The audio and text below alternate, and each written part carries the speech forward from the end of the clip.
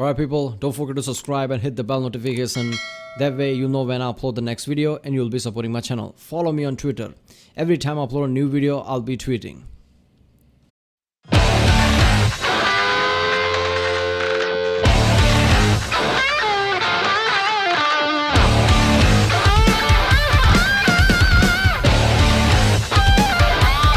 Horizon Chance reaction. This is Yakuza 0 review, Japan simulator trademark, Friday Night Fever by the channel Maxer.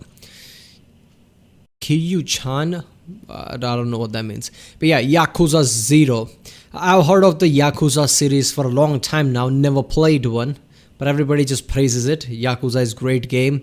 It's a weird GTA style, but it's, basically crime syndicate type of thing. If I were to imagine, I think it's much closer to the Sleeping Dogs than it is from the GTA, right? I did play just Sleeping Dogs. It was incredible. Sleeping Dog is basically just, true crime series in the Hong Kong version. There was True Crimes New York. There was True Crimes Los Angeles, which both I played when I was a kid long ago. Then I was waiting for the third one, it never came out, saw the trailer for it, then I put it on a shelf, and that same trailer was from Sleeping Dogs, so I guess it's the same one. So yeah, so basically Yakuza 0 is going to be, somewhat, crime-based fighting, but somewhat RPG elements too. I don't know, I just heard things about it, never saw an actual big-ass gameplay, just some bits in and there. But yeah, Maxor clearly is going to do justice here with his review, so let's watch this one. Remember, if you like my reaction, don't forget to like and subscribe so I know which type of videos to react to more. Check out other reaction I did, there's the link in the description. Check out the cards, check out the cards. Yeah, let's watch it. There are spoilers in this video. Yakuza 0 is a groundbreaking business management and unhinged violence simulator where the player is tasked with the thorough exploration of people's faces using your fists. In this Oriental-inspired entertainment product, it's up to you to beat dastardly criminals nearly to death, manage the economy, manage women as a pimp, do the yoinky-sploinky, grant pizza to the illiterate, and so much more. In the backdrop of a murder mystery crime drama incited by rampant real estate speculation, we play as the hard-boiled Yakuza, Kiryu Zabumafu, and Goro Meningitis as they prowl the streets of that weird city from Persona 5. Along the way, doing an excess of justified self-defense mugging to spend their ill-gotten gains on increasingly odd behavior, all in an effort to untangle a sinister power struggle taking place within the Silly Spaghetti People Club, with such esteemed members as the entire cast of Goodfellas and a Sundowner from the Metal Goose series. Of course, innocents will be caught in the crossfire. It's an inclusive game, but whether I was on the stage, getting invested in the plot, performing gentrification, or just watching literal in-game pornography, I was always held at the edge of my seat, wondering what could possibly come next. So despite the darkness and absolute certain murder, it maintains a tonal dissonance I can only describe as neck-shattering in a way that is always a breath of fresh air. With all this said and done, I invite you to enjoy the bizarre world of Yakuza 0 and the thrilling experience of its dimensional karaoke.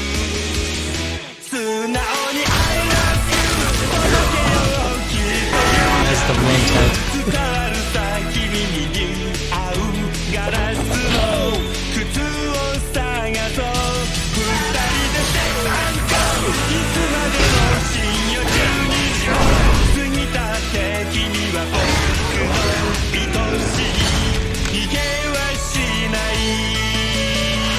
There is no better place to start than with the various methods we employ to atomize people into their base particles. With 2 playable characters and 8 unique fighting styles, there is always variation. And for the blind people in my audience, Yakuza is a beat-em-up in the most literal sense possible, matching the player against absolute Mongolian hordes of strange characters, such as goons, bikers, your own Yakuza, men in black, and Chinese men. Don't worry, these delicate hands would never kill anyone unless they don't subscribe. Ring that like button, smash the bell.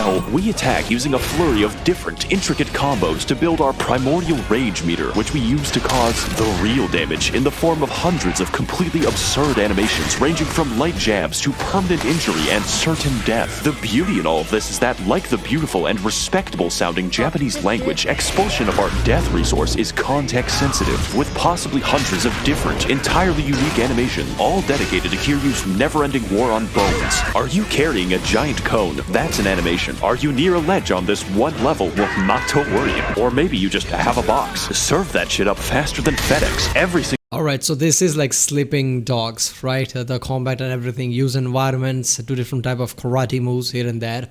Rage meter, I don't know how rage meter works realistically in the world. I don't know how realistic this game is.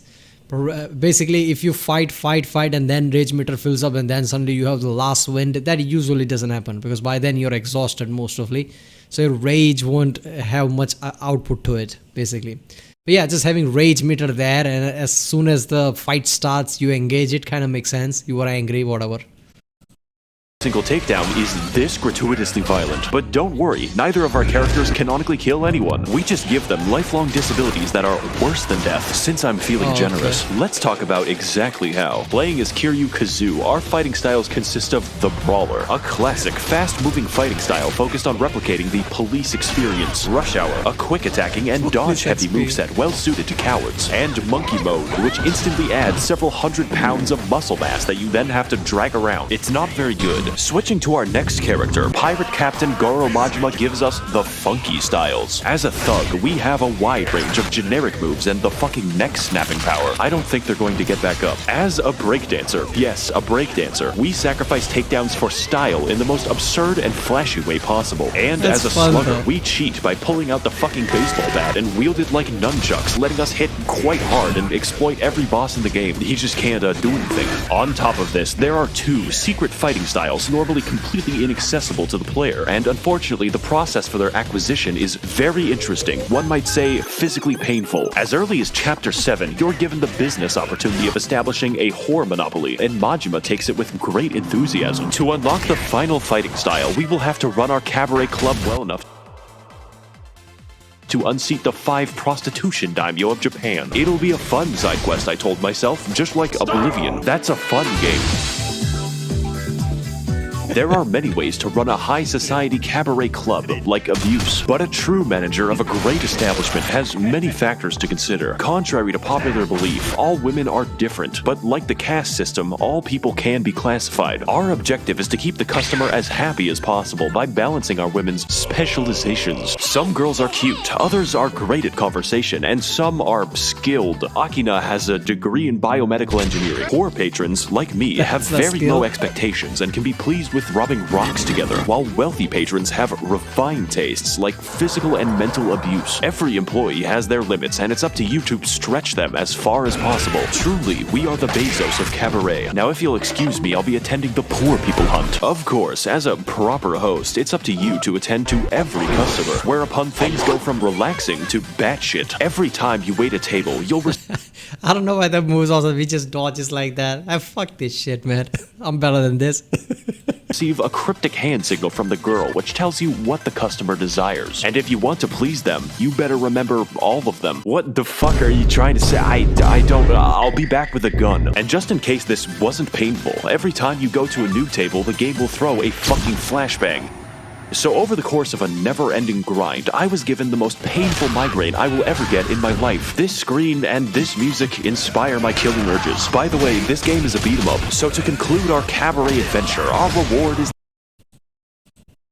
the Mad Dog style, which allows you to wield a knife and sprint at fucking breakneck velocity, striking your foes like a cracked up Doberman and unlocking takedowns that straight up kill people. Oh fuck, that looks pretty sharp. Anyways, good luck. Playing with the knife style is absolutely an experience, one that I would never repeat ever again. So oh my god, how many things you can do in the fight alone. So many different styles. I already like this game.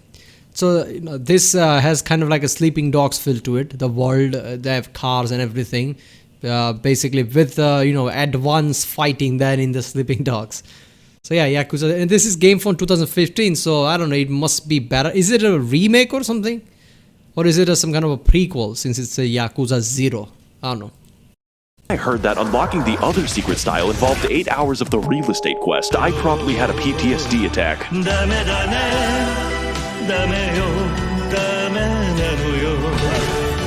Kiryu is going to have to do without the poopy farto style. I have a fucking fish to feed. Take my advice, Yakuza 0 has a lot of side content, and if you happen to be a completionist, stay away, or you might just be locked in the Facebook game for 3 days. Now if you'll excuse me, I'll be spending the rest of my day betting on domestic violence. You know, when I first played this game, I expected brutal combat. I expected silly takedowns, but what I didn't expect was the hour I spent with the claw machine. Nice. I'm having a fucking blast. I don't think I need to play pool for 3 hours, but they just put it in. And let me tell you, nothing sells the fictional world of Japan better than a good night on the town. So at this point, I started wondering what kind of game I was actually playing. It turns out that Yakuza 0 is a lot like reality. You always need more money, mostly for upgrades where you inject money directly into your arms and collect every vaccine. But secondarily, healthcare never comes free. So every time you take damage, you're gonna have to consume to fill the void inside, or alternatively, That joke he should have used that South Park clip where the Cartman has AIDS or something, and Magic Johnson basically tells them that I just literally blend the money and inject inside me or something. He should have used that clip.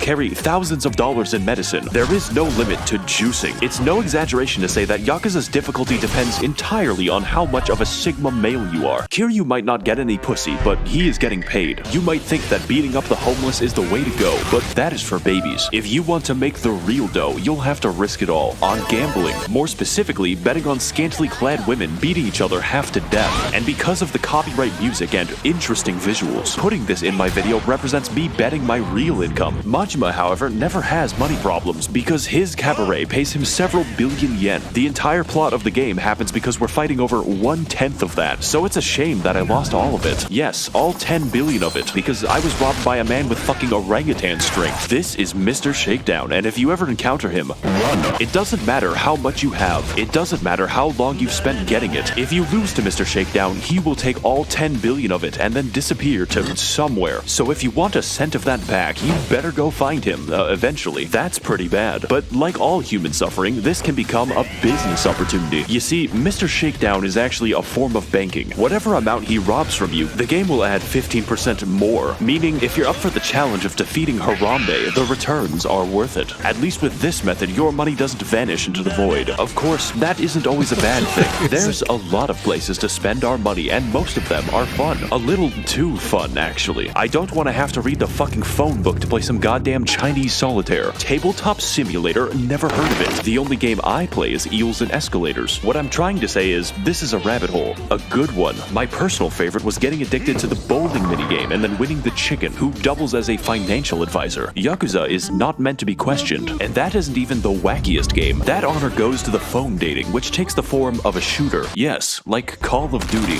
To win a date with the girl of our dreams, we are going to have to pick the right responses from a wide variety of options, most of which are insane, like inviting a girl to fight a marsupial. For some reason, women don't like that. But the best possible outings lean heavily on this game's amazing soundtrack, which features a number of Oh my god, this is such a spread out game, but I didn't see that coming. I mean, I know GTA 5, Grand Theft Auto 5 has a lot of different things that you can do in the game, right? So in that sense, I understand why sometimes people say this is like GTA, but in Japan, right? But to me, this feels more closer to Sleeping Dogs and way too much elements added to it. So many quests, so many different things you can do. Yeah, it's a nice one. So I guess when you really compare how many GTA type games there are, you think that there's GTA, Saints Row, Sleeping Dogs is just one, but why not? Then there is Yakuza series. I'm pretty sure there is more than one game from this series, right? I remember there was a game in 2006. So definitely there's two, if not more.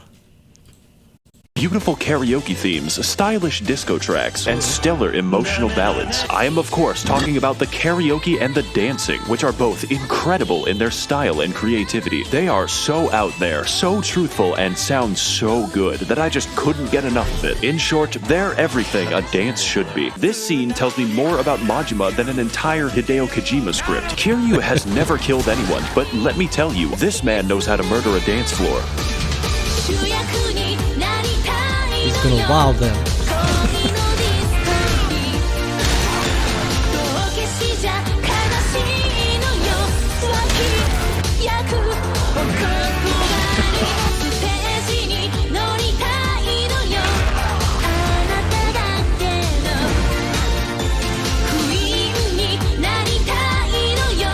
And yet, that's not even half the fun, because Yakuza 0 contains an array of interesting, meaningful, and necessary side quests, which allow the player to engage in a variety. I love this, man. This is so good. The montage is so good.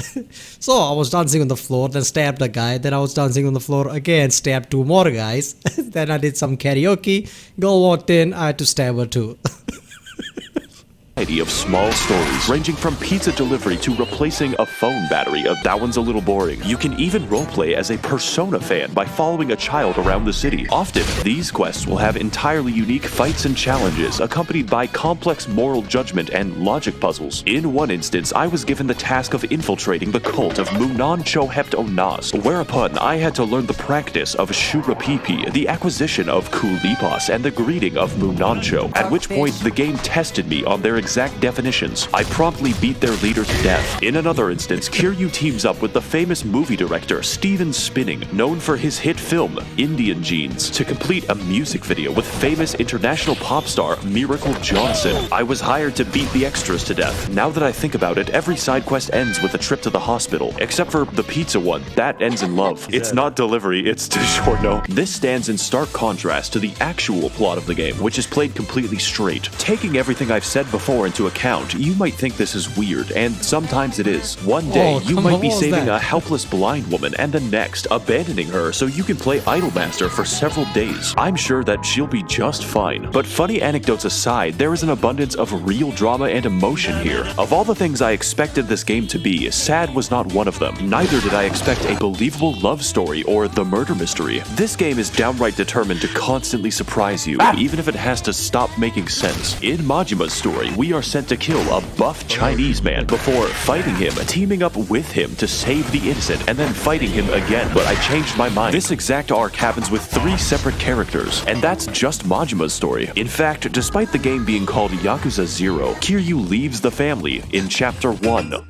Then he fucking rejoins it. Every antagonist has so much goddamn personality that you just don't know when you're gonna be friends with them. Every man is vying for power and control, but each does it for their own distinct reasons. Awano is a Genshin Impact player who only desires money and women. Kuze is a boxer who wants to fight a lot. Shibusawa is obsessed with power, and Nishitani is the Joker. Enemies become friends, friends become enemies, and Kuze will not leave me alone. The only character who's actually not— Wait a minute. Enemies becomes friend, huh? Friend becomes enemy. So it based on the circumstances, things change. It's just business, that kind of thing. I like that element. Usually games don't have those kind of thing. Enemies is enemy. You establish something, oh, he's an enemy. To the end of the game, he will be enemy. At best, he won't show up. Like that, you don't have to worry about him. That kind of thing. But never becomes friends or something like that. That kind of a turnaround is good. not interesting is essentially Chinese Spider-Man.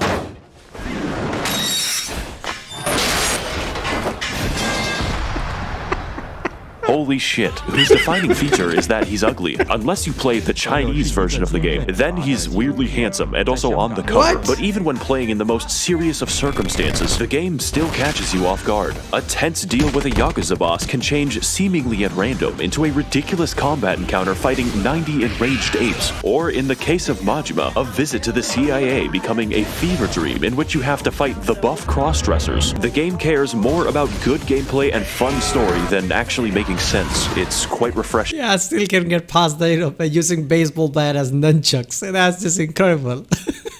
When Yakuza gets serious, it really means something, and when it's being silly, it's absolutely cathartic. Everything has impact, unless it's a gun. We haven't killed anyone, by the way. All in all, Yakuza is more true to life than any other game I've ever played. Not by making sense or being realistic, but emotionally. At the beginning of this game, Kiryu is just kind of a cool buff guy, but after exploring his friendships, seeing him have fun, and just interacting with people, I realized that this is much more. So when things take a bad turn and we're at our lowest point, you really feel it, more than almost any other game. Yakuza is about life, with all the beautiful ecstasy. Alright, wait a minute. That element, you know, somebody who just was a thick head, basically, a jarhead, whatever you, no, not jarhead, jarhead is military thing, right? Whatever, blockhead, whatever you want to call it, just some muscle, brute. Right, but then you know get to know him, and you realize there are layers to him, there are emotions behind him, this and that. I want a storyline where, you know, we realize somebody's a blockhead, right, and then we try to get to know him, thinking that there might be more to him, and then in the end we realize there is nothing more to him. He is just a blockhead. I want that storyline. Like we go through a whole emotional roller coaster and found out that there is nothing. awful tragedy, and everything in between. Fights are never just fun in Yakuza. They can be comedic, cathartic, or just really goddamn cool. Activities make you feel like a part of the world, and every cutscene is filled with emotion and personality. When I first played, I thought that Yakuza was all over the place, that it was somehow messy. But now I realize that life is fucking messy, and that's okay. I want to thank all of the Yakuza bosses who are using. I like this, man. This is an incredible game, Yakuza 0. You know what? I'm gonna play this. I loved Sleeping Dogs, just how the the Japanese city feel and all the karate kung fu type of thing it had. Somewhat GTA, but in Japan, this kind of feels similar, but even better with all the choices, all the different fighting you can do. So yeah. Well, people, there was Yakuza 0 review by the channel Maxer. Maxer is one of the greatest channel of all time. Right after watching few videos from him, every 15 minutes, 20 minutes just goes by. I don't even realize it. All the reviews are incredible. His editing is incredible too. I don't even know how much time he puts in it. Yeah. Alright, if you like my reaction, don't forget to like, subscribe. Check out the Rick Sunday. There's a link in the description. Check out the cards. Check out the cards. And yeah, I'll see you next time.